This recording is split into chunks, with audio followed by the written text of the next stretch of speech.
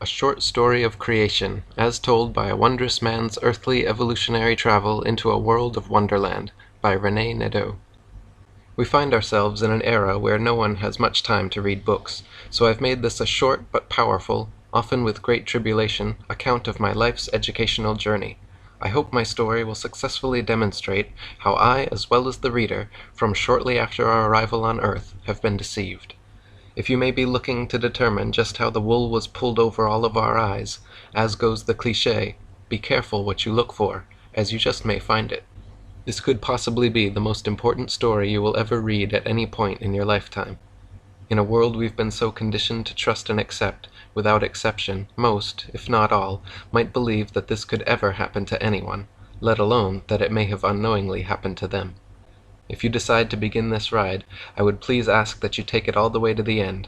Mind-opening information is inside that your life depends upon, and it's not anything you'd expect. Okay, let's begin this ride into that beautiful sunset on the horizon. Chapter 1. Dreaming in Wonderland. I was tucked into my bed on this warm June night, very relaxed, AC on high, with my feet, as most always, resting on a hot water bottle. Anyone who hasn't tried this is truly missing out. It was pretty much a normal night, but for some reason this night my mind began to wander, reflecting upon what I've learned over my lifetime on Earth, thinking back on just how I had received and processed all that information, attempting to make some sense and purpose of it all as I drifted off into dreamland. As my mind reflected back, I became more relaxed. I recalled that in the beginning, learning, it's theorized, somewhere around 14 billion years ago, the universe was created by a Big Bang event. Apparently, a whole lot of nothing somehow came together, becoming so dense reportedly it could fit on the head of a pin, and with this convergence causing so much pressure or energy that it exploded everything into existence, with a Big Bang creating our ever-expanding and still-evolving universe. There's a TV sitcom called The Big Bang Theory, where I've witnessed a whole lot of nothing coming together, creating this TV program. School educated me that we live on planet Earth, the third planet from the Sun, with Earth's age estimated at 4 billion years old. There's also a TV program sitcom, Third Rock, named for our planet. And that our planet is still forming with its 7 continents continuously shifting on tectonic plates, floating on beds of molten rock, with Earth's core believed to be a huge round ball of molten nickel, with oceans created by giant comets impacting the Earth over billions of years, delivering trillions of gallons of water and filling the seas. From as early as I can recall, I took great interest in all history, especially yearning for answers of just how we all came into being. School educated me that dinosaurs reportedly roamed our planet Earth long ago and were believed to have become extinct about 60 million years ago through some kind of cataclysmic catastrophe, possibly a large asteroid colliding with Earth somewhere near the Gulf of Mexico, drastically changing Earth's environment. The resulting climate change then made way for humans to evolve from small warm-blooded mammals or rodents. That brought about our closest ancestors, estimated to have appeared about 6 million years ago, proceeding to evolve into modern humans 200,000 years ago. I recall in science class learning about Charles Darwin, who wrote a book, at that time a very controversial book, in the 1850s, called Origin of Species, where his studies of nature led him to conclude all life had evolved by way of natural selection, adapting and evolving in order to survive in their ever-changing environments, or else become extinct. Through his theory of evolution, Darwin theorized that humans had evolved possibly from one-celled organisms all the way up the evolutionary ladder, taking millions of years, with primates being our most recent ancestors, slowly evolving, and even still evolving, into who we are today. This evolution theory, combined with the Big Bang theory, was instrumental in my now being led to believe man evolved from primates, with the universe created by some kind of random Big Bang event, creating everything. I was raised Catholic, attending church services with my parents each and every Sunday. I would often make extra efforts to pay attention, but never recall anything making any real sense. Also, in not finding any credibility in the Adam and Eve creation story, I was left in search of answers. In the absence of any better explanation, as time passed, all this information assisted me in forming my understanding of the creation of life, leading me to my core beliefs as a devout atheist, to the point that if anyone even suggested there's a creator or a god, they were believing in fairy tales. In my early youth, I recall always craving to be informed of world events. With very few black and white TV channels broadcasting, our family religiously watched the 6 o'clock network news programs. Newspapers and my favorite magazine, National Geographic, were always at my fingertips. The space race was constantly in the news. I recall oftentimes our news networks would report that we couldn't trust Russia's state-controlled news media, highlighting that USA news reporting was unlike foreign news outlets, being our news media was free, honest, and truthful. We learned to have faith and trust in our free press, always reporting truth, even if and when US test rockets exploded on their launch pads. I have a memory of being in first grade as the teacher wheeled in a huge black and white TV. Having a TV in school was a big deal, not something I'd ever seen in school before. I still recall my teacher explaining to another teacher just how important it was for our class to witness our first astronaut, John Glenn's historic Cape Canaveral live liftoff, intent on orbiting Earth for the very first time. I recall being 8 years old in 1962 watching JFK announce our national goal of landing a man on the moon by the end of the decade. My dad and I would often speculate on just how NASA could accomplish this monumental moon landing feat. By constantly following national nightly news TV programs, we learned ever more details of the plan, including the most important and dangerous NASA outer space capsule dockings. I recall as a child often looking up in awe at the night sky, wondering what was out there, thinking, we can't be alone, there just has to be life on other planets, and wondering what I couldn't see of this vast and ever-expanding universe above me. On to Chapter 2, More Learning. Chapter 2, Living the Dream, More Schooling with Men Walking on the Moon. Looking back, some of our first lessons learned were our ABCs and basic math. Also, in every classroom, there was a globe where we learned geography and the location of continents, that our Earth orbits the Sun while tilted, spinning on its axis, allowing for night, day, and our 4 seasons. Like most students, we were seated in rows facing the teacher, instructed not to talk with our neighbor and to obey all of the rules, then to listen very carefully and hopefully impress our teacher boss seated at the front of the classroom by demonstrating just how smart we were. Sometimes we even earned stickers or gold stars on quizzes and tests, reinforcing our sense of accomplishment. Now, educated and ready for more learning, we were promoted to the next grades. I recall one of my first history lessons. In 1492, Christopher Columbus sailed the ocean blue.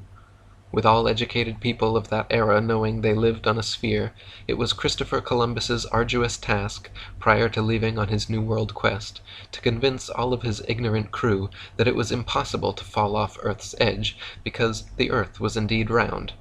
As they sailed on for weeks not seeing any land, his crew became restless and worried, but before they threw him overboard and sailed back to Spain, land was spotted. Columbus, believing he'd found India, referred to the natives as Indians. This New World discovery earned him the honor of a holiday, Columbus Day. Fast forward 477 years, man takes his first steps on the moon. The way I recall it, at age 15, presumably the most watched TV program of that era, nearly everyone alive viewed black and white video beamed back live from 287,000 miles. I recall exactly where I was sitting with my dad in utter amazement.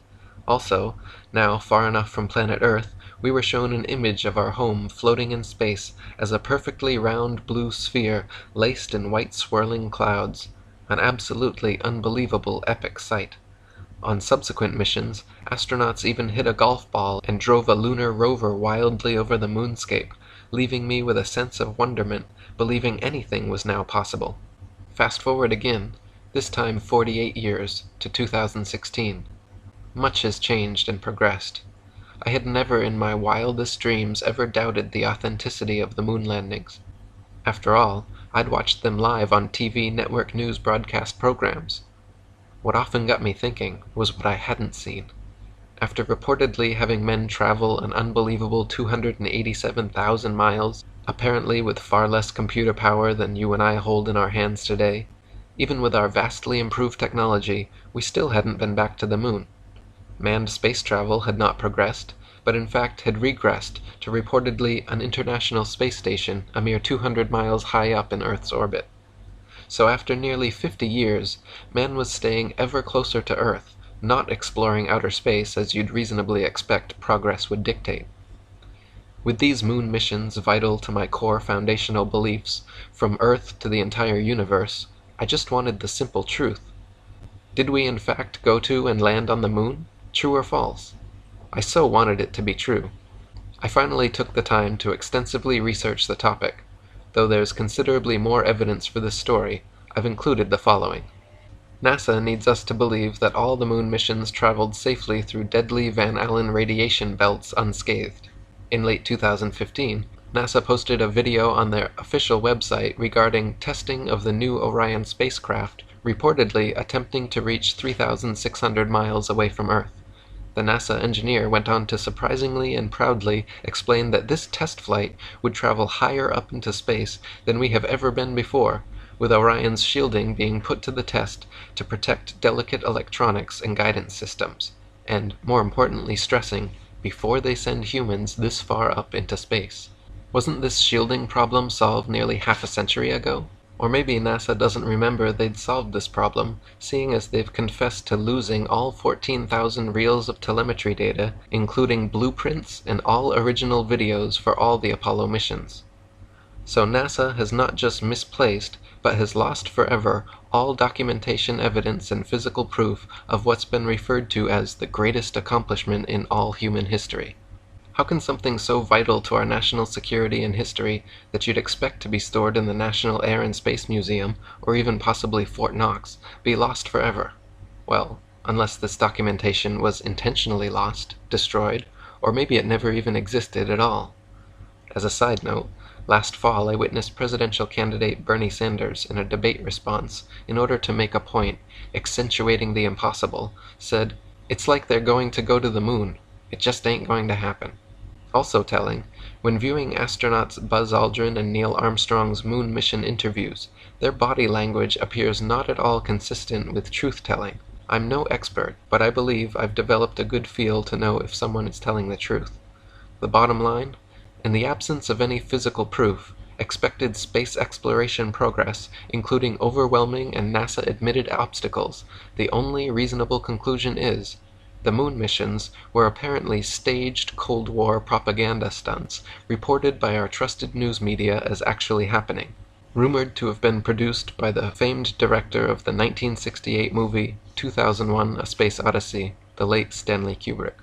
If it were at all possible to travel to the moon, after nearly half a century, NASA would surely have a simple HD camera positioned on the moon, aimed back at our Earth, or even moon bases by now, showing planet Earth spinning 24/7 in real time. They could even sell advertising on it. I know I, like many, would have a dedicated screen on constantly for our spinning planet Earth. We've been led to believe we have seen photos of the Earth from space. The opposite truth is, there are no actual photos and/or real-time, real videos of Earth.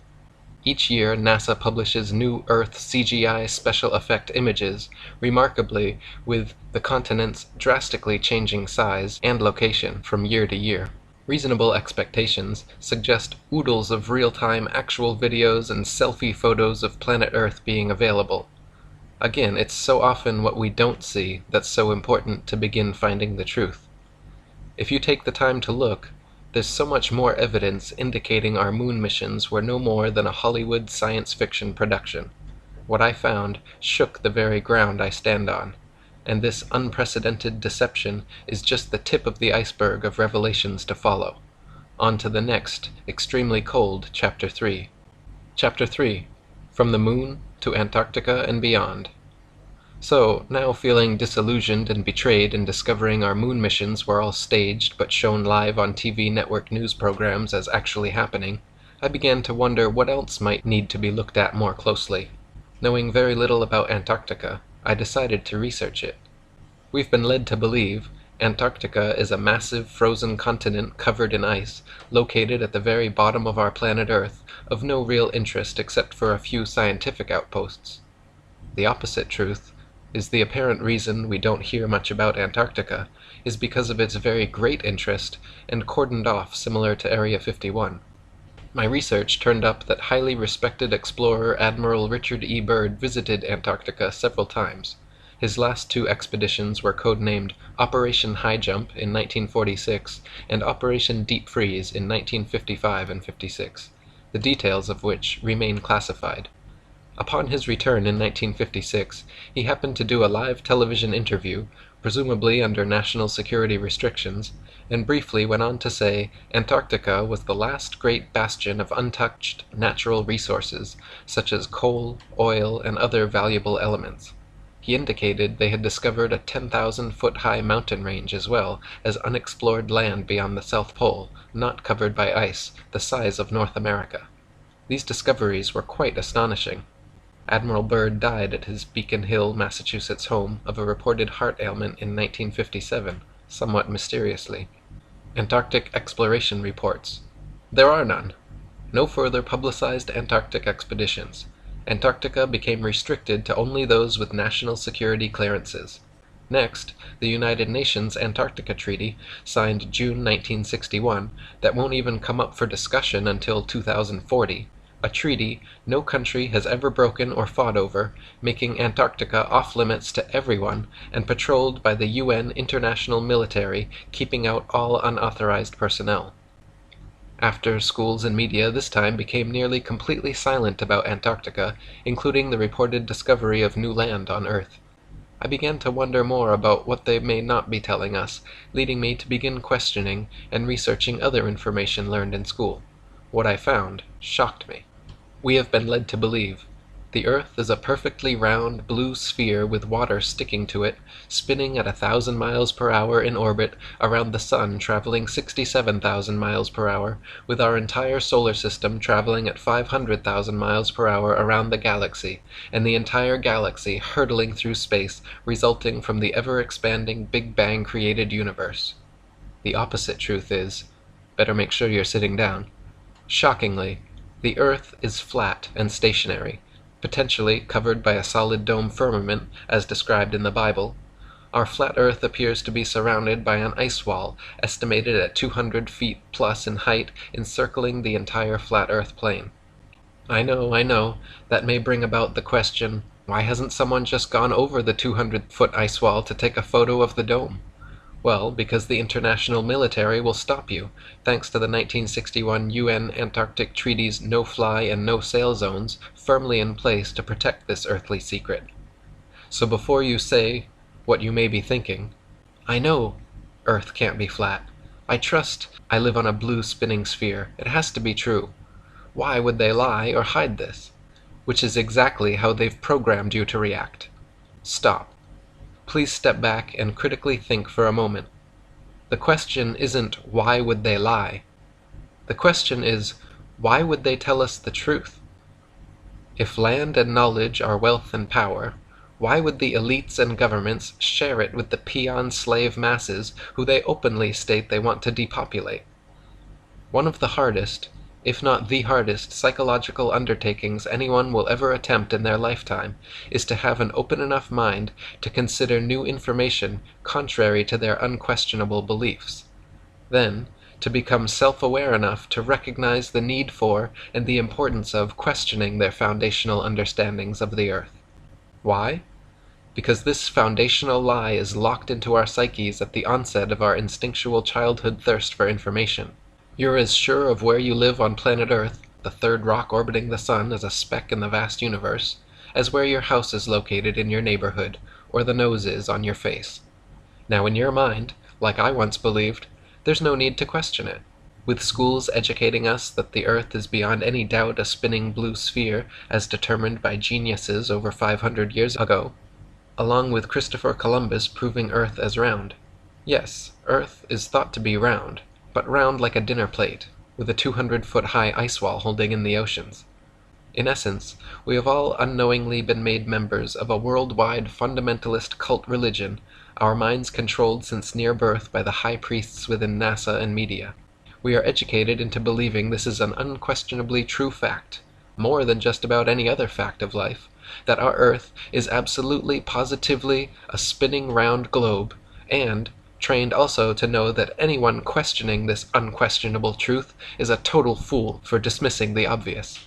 We've been led to believe when someone breaks with the program they're often referred to as a conspiracy theorist, a code word for those under mind control, triggering the discrediting of anything and everything the person, now a nut job in your mind, may question, suggest, and or uncover that goes against the official programming and story provided by the system. The opposite truth is, we have all been lied to. Please, just for a moment, attempt to put aside all of what you believe you know about Earth. Just for starters, ask yourself these two questions. What proof do I really have that I live on a ball-shaped spinning planet Earth? According to NASA, Earth is spinning at 1,000 miles per hour while traveling 67,000 miles per hour, the speed of a bullet, in orbit around the Sun and hurling through space at 500,000 miles per hour, all from the Big Bang. Rely upon your senses. NASA tells us we are spinning, but our experience is we feel no movement at all. Do you know when you're spinning or moving? 2. Again, why isn't there a simple HD camera positioned on the moon showing a selfie of planet Earth spinning in real time for all to see after nearly 50 years? Ask your congressman to answer, as God is his or her witness, if we truly went to the moon. See if you get that deer in the headlights look. And why in 2016 there's no HD camera on the moon aimed back at planet Earth. We reportedly have a rover on Mars with a camera sending pictures back to Earth daily of the Mars landscape, when even NASA admits they can't go safely higher than 400 miles into space. I guess we landed on the moon and have this rover on Mars by magic. Also, Earth is reportedly covered by 70% water, always finding its lowest point. There's a reason why the ocean is called sea level and not sea curvature. Imagine yourself on a cruise ship, sailing up and down huge hills of water in the middle of the ocean.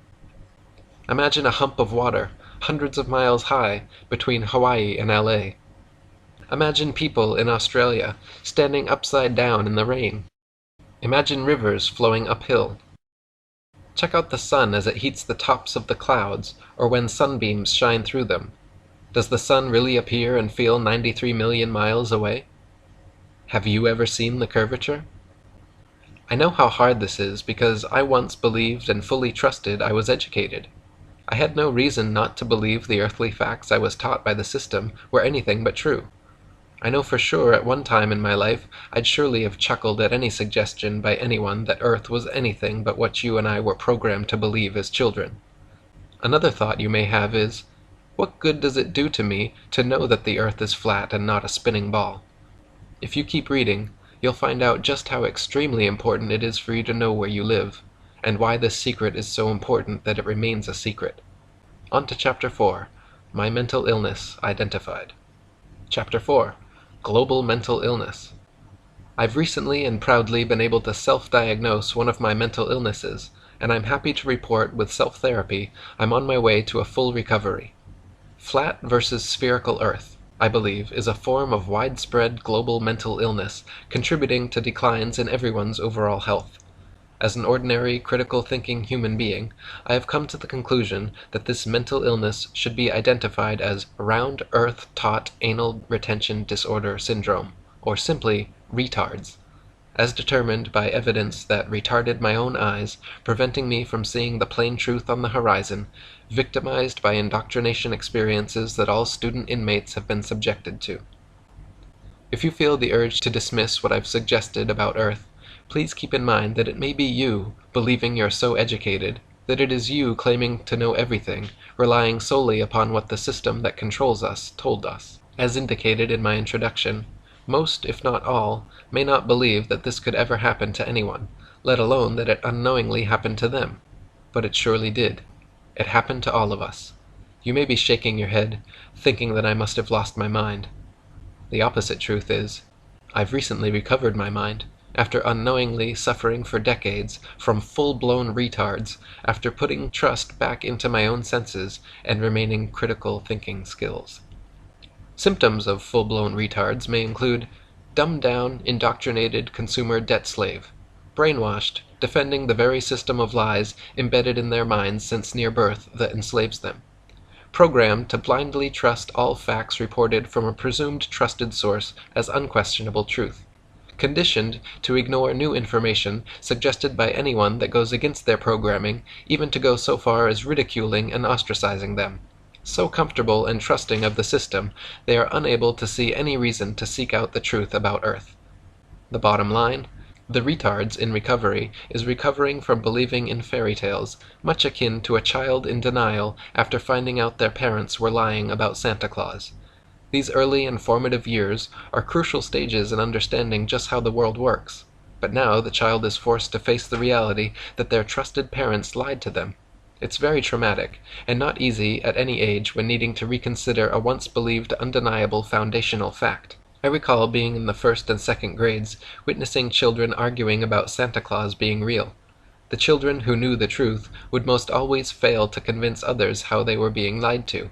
The children remaining unconvinced, dependent upon their parents for truth, with unwavering parental trust, would defend their parents and would no way believe those explaining to them their discovery that Santa was fake. Most children, I suspect, when first realizing the truth, were resistant to accepting that they were being lied to by their trusted parents, thinking, why would they lie?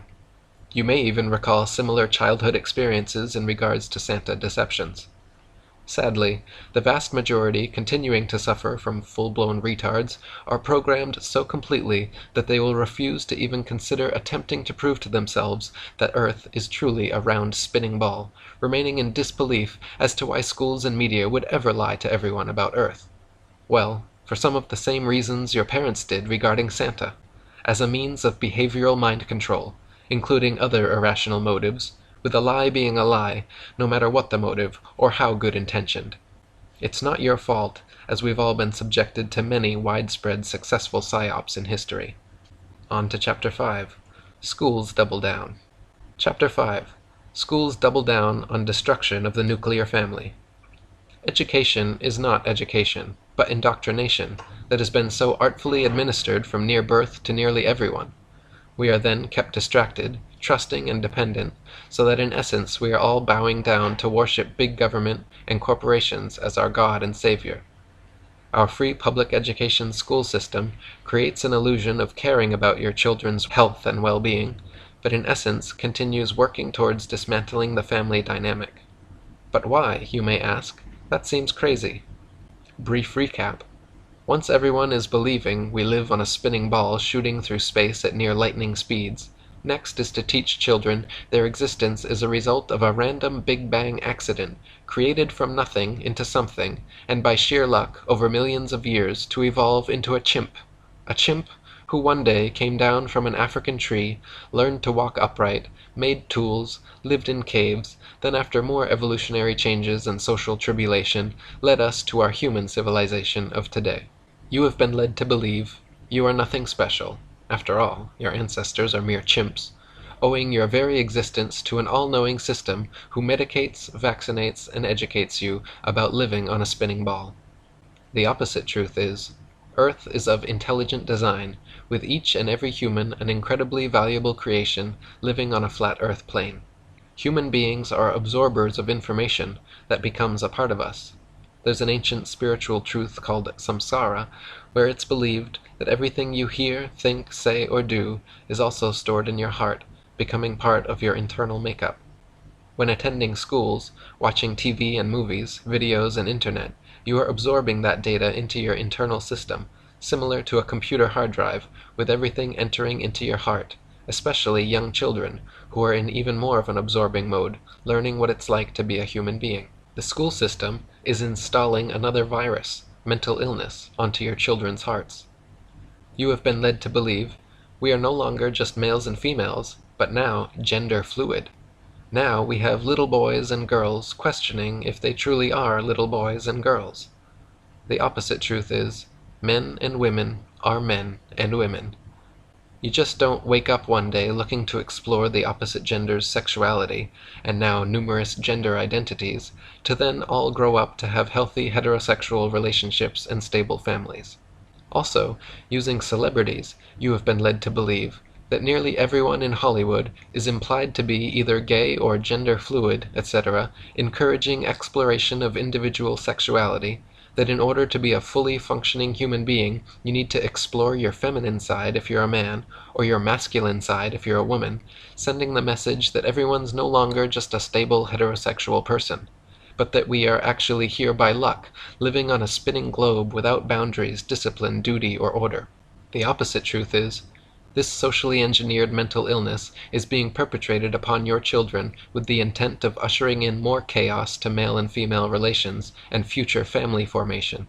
By the system teaching, women can be men, and men can be women, with everything equal.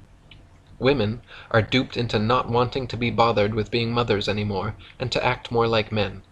Feminism is not a grassroots movement, but started by the powers that be, the system, in order to brainwash, not to help, but to eliminate women, leading women to believe they were oppressed, when in fact the opposite is true, and they were the most privileged class in all of recorded history.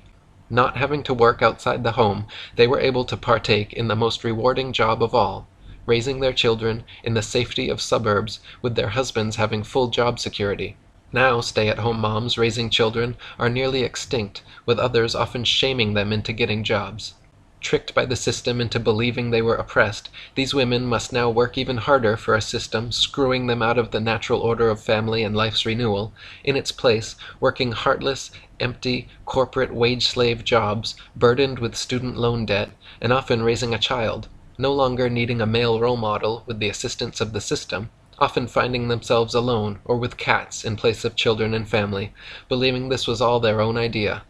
They have no clue what hit them, but will defend the very system that now enslaves them, as their fertility expires, often ending up lonely, highly educated, brainwashed, highly medicated, highly in debt, depressed, expiring cat owners, with litter boxes to clean, duped again that they can do anything, only to find themselves having to do everything, ending up with nothing but cats rubbing against them and dogs humping their legs, sagging, fading tattoos, and a lifetime of rainbows of unnatural hair dye, the likes of scary circus clowns, of blue, green, red, and orange, unattractive to men, and more dates with Ben and Jerry, including Dr. Feelgood, in order to distract them from the reality of failure. With all these created movements of fat acceptance, debt acceptance, STD acceptance, abortion acceptance, birth control acceptance, age acceptance, poor health acceptance, diabetes acceptance, etc., it all boils down to death acceptance. Women are being liberated right out of existence, with the system knowing the way to control anyone's mind is to lead them to believe they're free and liberated when they're not, and thereby reducing the population. Sadly, women are no longer in control of their minds and failing to see the obvious on the horizon. Men are being conditioned that masculinity is no longer a desirable trait, with everyone equal, and encouraged to act more like women, trending towards being conditioned to live more of a metrosexual lifestyle, even taught by the system and media that they can grow up to be women. In its wake, such men are becoming less and less attractive to women. Women acting like women are increasingly ever more difficult to meet, instead acting more like drag queens, causing increased rejection from men's attempts to meet them. This, along with most of the good-paying manufacturing jobs gone forever that gave men agency, has caused men's instinctual drive to provide and protect to greatly diminish, and for them to no longer have resources and/or status to attract a woman. The men that do have resources are in ever greater numbers unwilling to enter into marriage contracts or even relationships with women, as that leaves them vulnerable to financial and emotional destruction. Women are also in ever greater numbers becoming no longer attractive to men. The fat acceptance movement has tricked women that poor health, tattoos, and circus clown appearances is the new sexy, and that it's all men's fault in not finding them attractive. It has been insanely vocalized in media that men should love every inch of an obese woman's unhealthy body. This would be like having a male bum sitting on a street corner holding a sign up attempting to attract women saying, "You should love me for every penny I have." Marriage has been made unsafe ground and a recipe for total financial and emotional destruction. No-fault divorce laws have given preference to women in a life's contract, including family courts are most always in favor of women, while enriching lawyers and judges, where on a whim a woman can toss a man out of his own house, have his children taken away, and then be forced to pay child support. Men are conditioned that relationships with women are now to be avoided, with movements encouraging them to just go their own way, the ones that do choose to swim with the sharks, practicing catch and release. Many men now never leave home, watching internet porn and playing video games in their parents' basements. Family life is put on hold or never happens, leading to failure to be able to pair bond with women to produce the next generation. This leads to death and failure as a result of both men and women being unable to see the obvious on the horizon. The system is hell-bent on destroying the nuclear family. Increasingly exerting ever more control over a population they intend to greatly reduce by controlling their minds, dividing and conquering us in ways we never saw coming, and we still don't see happening. The U.S. population continues steadily falling below replacement levels, with fertility rates at all-time lows, and single mothers giving birth to 40% of all babies born. Do you hear the system ringing any alarm bells to promote increased birth rates and marriages? No, but you may hear champagne bottles popping in the elite circles, celebrating success of peons unknowingly educated, brainwashed, right out of existence. Check the falling fertility rates for yourselves. Better yet, look around you. How many of your children, versions of you, do you see? Any? The intended result? Make men and women less and less attracted to each other. Accelerate the total destruction of two-parent nuclear families' godlike ability to create and nurture new life and healthy family values by example. Socially engineer away a mother's job of teaching children how to love and a father's job of teaching them how to become adults. It is being dismantled in front of our eyes by a system molding children's thoughts and beliefs with insanely confusing messages and foundational lies. On to Chapter 6. Schools making us ill. Chapter 6. Schools promote a lifetime of debt, making us ill, and more. Schools are often criticized for their inadequacies, but on the contrary, schools have achieved remarkable success. Parents, products of the system, are so conditioned that they seek out perceived better schools for their children to help ensure they'll receive even more enhanced mind control conditioning. Illusions of truth, trust, and facts are all built upon the foundation of the globe myth, making way for any misinformation to follow, easily accepted by an unquestioning, mind-controlled population. Fully transformed into unquestionably believing everything and anything disseminated from the perceived trusted corporate media source, now instinctually conditioned to dismiss anything contrary to any official story reported in the news media. So even if someone says, "Hey, that just doesn't look right. Did that event really happen?" the correct answer always has to be, "Well, of course it did. We saw that reported on a TV news program. What's the matter with you anyway, you moron? Get with the program." Trusting in the system, students are also taught to eagerly go deeply into student loan debt, in bondage for decades, for what they perceive as vital higher education, all in the absence of any guarantee of finding well-paying jobs, oftentimes ending up deeply in debt, working at low-wage jobs as feudal slaves. Now, with even fewer resources to start families and have children. The consumerism slave graduate learned, like it? You don't just want it, you need it. Go ahead, buy it. Buy it now. Can't afford it? Here's your credit line. Enjoy yourself. Life is short. Have fun. You are all that's important. Now, after being proficiently programmed on how to be a good member of our consumer society, students are led to also believing pharmaceutical medications are the answer to just about anything and everything. Don't worry, if material goods don't make you happy, there's a pill for that. Eat, drink, and be merry. We have a number of pills for that, and some insulin as well. Can't find a job paying a living wage or a husband or wife? We have pills for that. Can't get it up? Man, do we have pills for that. Again, don't worry. You no longer need or want the responsibility and burden of having and raising a family. Explore your sexuality. Today a man, tomorrow a woman, next day maybe both. Gender is just a social construct. Choose the public restroom that fits your mindset for today. You only live once. Live for your enjoyment. Take selfies all day. It's all about you. We'll take care of you when you get sick and old. No need for an extended family or any family at all. The system's here just for you. The message? Promoting gluttonous, narcissistic, irrational consumerism, debt, and confused sexuality. Led to believe, to be happy is to be distracted, medicated, and surrounded with material goods, to neither care nor realize you've been rendered a mindless slave. The opposite truth is, now rendered too distracted to even think about the absolute most important, challenging, and fulfilling part of life, creating and nurturing new life back to the earth, your success, your legacy. Result? Any children that happen to be born are destined to become even more controlled by the system. The population continues falling, unknowingly placed under a spell of free public education and media, no longer in control of their own minds, Unable to see the obvious, they've eliminated you forever by controlling your mind and the minds of your children. They've made it all about you, and it all ends with you. Chapter 6.1 Our Economy Today as We Age.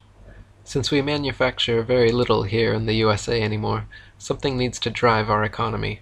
It might as well be health care for ailments resulting from consuming poor and/or GMO diets and who knows what else.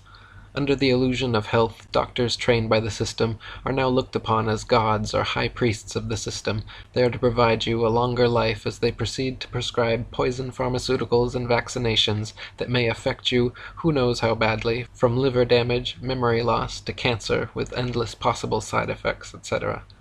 Meanwhile, the food industry, encouraging mass consumption resulting in obesity and being hooked on food that destroys your body's ability to make insulin only to end up with diabetes, knowing the inevitable pharmaceutical gods, mouths are watering, set up to care for all those brainwashed consumers who won't be able to live without them. Similar to a corner drug dealer of the past, there to sell you what you can now no longer live without. The system, again just for you, is searching for cancer cures, not for prevention, and knowing in advance there will be an ever-increasing demand, keeps cancer treatment centers popping up everywhere to meet the upcoming known demands. Only a society given all the opportunities and encouragement to make itself ill in every way needs a massive healthcare system. Again, the system caring about you is an illusion. We are being lied to on a scale that's off the charts. The bottom line is, for their bottom line, and also to put you through the agony of barbaric treatment with high-priced powerful chemicals for as long as possible before you die. They've even made giving birth unnatural, oftentimes becoming an ever more risky and profitable and ghoulish prospect, with C-sections ordered by your trusted doctor becoming ever more common. For those who do live a long life, the end of life oftentimes finds a way to again be unnatural, sedated with pharmaceuticals, starved, and dehydrated to your last struggling death breath. The message, again, don't have children because this is a horrible, painful, meaningless, consumer-driven, debt-burdened life from beginning to end, and just not worth it. On to Chapter 7, Seventh Inning Stretch, and so much more. Okay. I know there's been oodles of earth-shattering information put forward. Please stand up and stretch. Take a deep breath, because what I'm about to share with you may even be more shocking than learning of our flat Earth. Chapter 8. Top of the 8th inning. Batter up. Here's the wind-up and the pitch. I once saw this on a bumper sticker long ago. The brainwashed never wonder. And I didn't exactly know or realize what it meant back then. Believe it or not, and like it or not, as you now know, it has become apparent to me we're all confined here in a totally enclosed biospheric system planetarium, Earth of unknown size and shape, created by intelligent design. Kind of like, why would schools teach a curriculum of theory of evolution versus creationism? Why not both? Because creationism is not part of the programming, contradicting students' indoctrination of a spinning ball Earth rocketing through space and time. With them, monkeys' uncles, as passengers, now assigned a set destination, with no children of their own ride with them, being when the ride you believe you're spinning on while taking selfies is over, you exit the ride by stepping off, gone from Earth. Next stop, hell. It's similar to misinforming people seated in an amusement park ride, set up and appearing to rapidly spin separately while whirling around at super speeds, even though they experience and feel nothing, are told that the ride has actually been underway since they arrived, and they just hadn't realized it. I, like you, was convinced for the better part of my life that this was true. This foundational belief that we all live on a spinning ball Earth makes way for our big government god to be worshipped as a false idol, then forced into paying tribute to that very system that keeps us all unknowingly brainwashed. Led to believe, from schools, that intelligence rests upon accepting, absorbing, and regurgitating information presented, confirming successful programming installation. So brainwashed, trusting, and dependent upon our educational systems, parents, being products of that same system, eagerly offer up their children's minds for programming shortly after their arrival on Earth, with the message, to resist is not only futile, but insane. The population is harshly punished into submission until accepting the programming one way or the other. The opposite truth is you're left with two choices. You can be true to yourself, ask questions, find real answers, and break free from your programming, spread the truth about Earth far and wide, at the risk of being ostracized, knowing that when attempts to expose the flat Earth to programmed, controlled minds are made, they'll vehemently resist, programmed so well to know what they think they know as undeniable truth about the Earth, Moon, stars, and Sun, that even if they could question their programming, they're unable to see any benefit for them to do so, because they're perfectly happy in experiencing comfort and contentment while unknowingly on a path to extinction. Or, 2. You can be true to yourself, ask questions, find real answers, and break free from your programming. Seek out truth and meaning of our existence for yourself only, sharing with a select few that may be ready and or deserving enough to begin to be deprogrammed, knowing that those who walk amongst you are mostly, hopelessly, brainwashed, with many doomed to ultimate life's failure, and living your life, continuing to seek paths to the truth about our Earth and Creator, while being a creator yourself by having as many children as you can support, teaching them to rise above all the lies, distractions, and temptations of consumer gluttony. I guess one of the biggest dilemmas is what, when, and how do you tell your children?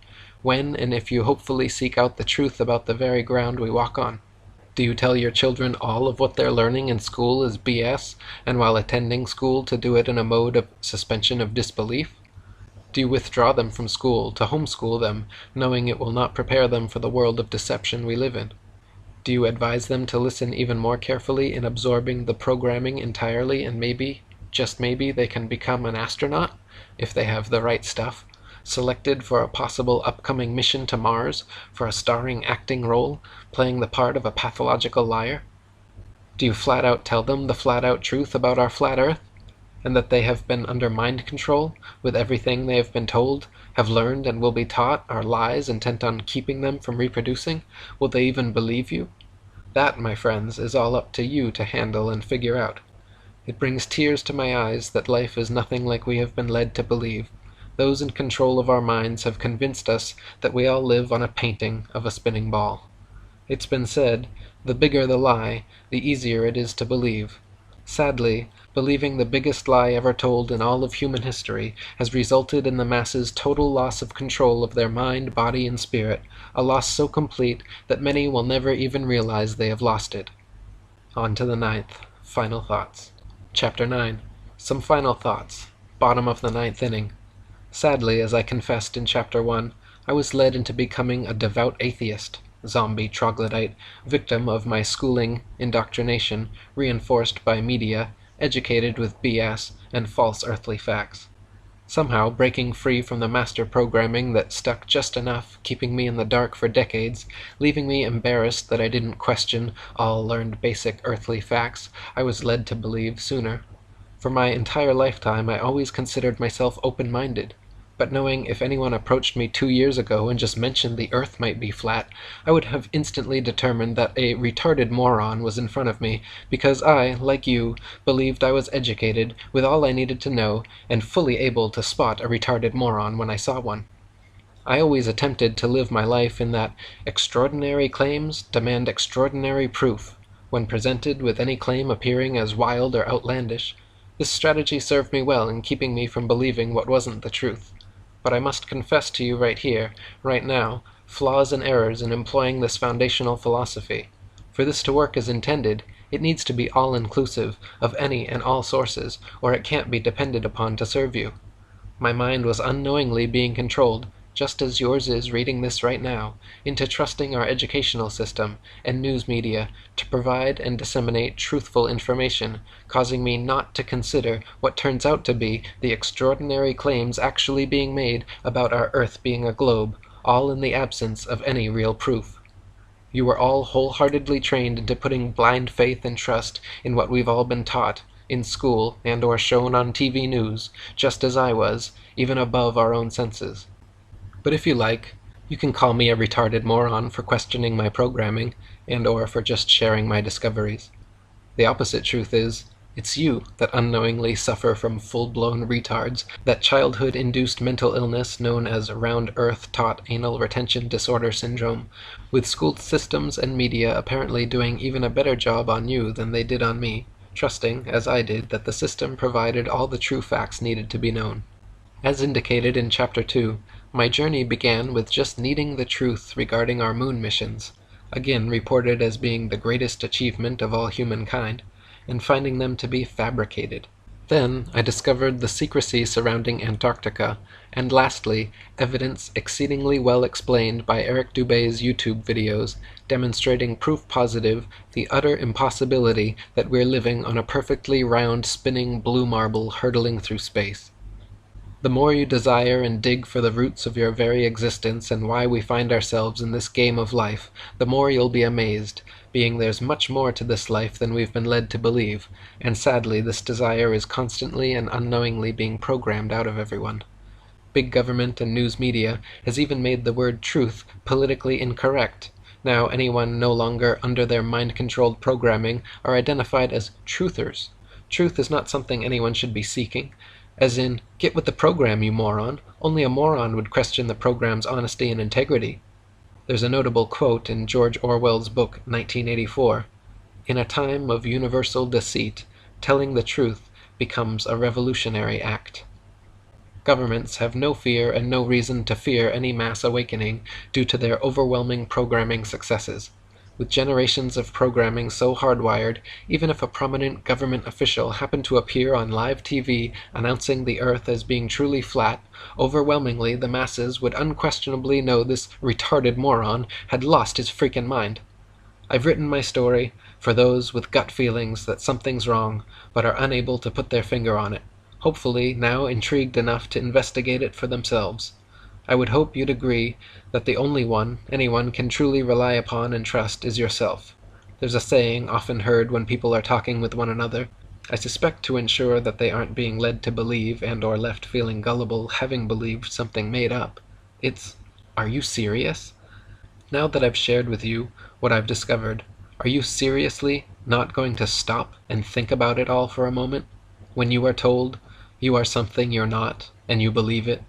You are living somewhere you aren't, and you believe it. You are flying, spinning, when you aren't, and you believe it.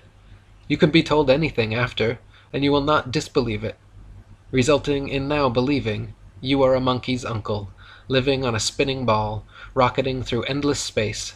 Sounds crazy, but that's what we've all been led to believe. Those who are educating you with foundational lies have motives for doing so. They are treating you similar to a farmer caring for his livestock, feeding them what he chooses, keeping them content, comfortable, and distracted until they live out their usefulness. Charles Darwin got one thing right. Through his observations, he concluded survival of the fittest as being the key to life, with only the smartest, most healthy, and especially those with the ability to adapt, giving birth to and nurturing the next generation, or else experience the cruel reality of unceremonious extinction, wiped from the face of the earth. Human survival of the fittest will be only for those who can adapt by discovering the foundational lies we have insultingly been led to believe. First by realizing they are being lied to, then the hows and whys, then adapting and taking steps to begin recovery in coming to realize that we are of intelligent design, with true success measured by the unity of a strong family with as many children as you can care for. Wait a second. I think I just woke up. Nope, maybe not. Am I dream writing? Still dreaming? Did I just say the Earth is flat? Or is it round? It just has to be. Did we land on the moon? Is Antarctica a continent? Maybe. So tired. Groggy. Just my head is spinning, but I'm not. Getting comfortable again on my side. Feet back on my hot water bottle. Thank you for completing my story about a regular guy believing he was educated, attending school. He learned basic earthly facts, including those of the creation of life and the universe. Upon graduating, he experienced a great sense of accomplishment, believing he, along with everyone else, was also now educated. Only as a result of a dream did he later come to realize he truly knew nearly nothing about most everything. He had trusted that our news media would keep everyone honestly informed with real news and other important information, but as time passed, found the opposite had taken place, with countless presumed actual news reports being staged government propaganda, later to end up in history textbooks as actually happening. Ironically, those pulling the strings have scientists building machines that can think critically, AI, while school teachers are programming our children not to think, no intelligence, NI. One day, soon, presumably replaced with manufactured, soulless robots, allowing for even more control by those in control. Big government can't be trusted, with their greatest fear being a populace of well-informed, enlightened, strong spiritual souls uniting, fearing this unity of all the people on earth will end their power they have over us to control us with lies. Again, the powers that be absolutely do not want us peons to have their same level of earthly knowledge. Able to see the big picture, they influence our minds to bring about their desired population reduction. I'll say it again for those who missed it. The system is providing you everything you need while making you comfortable for you to end your own legacy. You may ask, but why? I don't understand why. Well, because you're no longer needed. The progressive and rapidly approaching robot revolution is upon us, making the programmed and now significantly less intelligent human peon obsolete, slowly being programmed to eliminate themselves in order to save the planet they think they know they live on. Replaced with man-made, soulless AI robots slaving for the elite, much more efficiently controlled surely to surpass human intelligence, and most definitely able to determine whether or not they're spinning on a ball 70,000 miles per hour, that humans could never figure out. In the end, only kindness matters, so please be nice to everyone, especially those who dare to begin attempting to unravel years of deceptive programming, hopefully finding a path to the meaning and purpose of their existence, while being creators and nurturers of renewed life, adapting to become one of the ancestors of a human survivor of the fittest, and possible chance for spiritual recycling, living on in some other form. The Creator within moved me to share my evolutionary travel into Wonderland with those directed to find it, because you weren't created by accident. I didn't create this by accident. You didn't find this by accident. Until we meet again in my dreams, unless I wake up.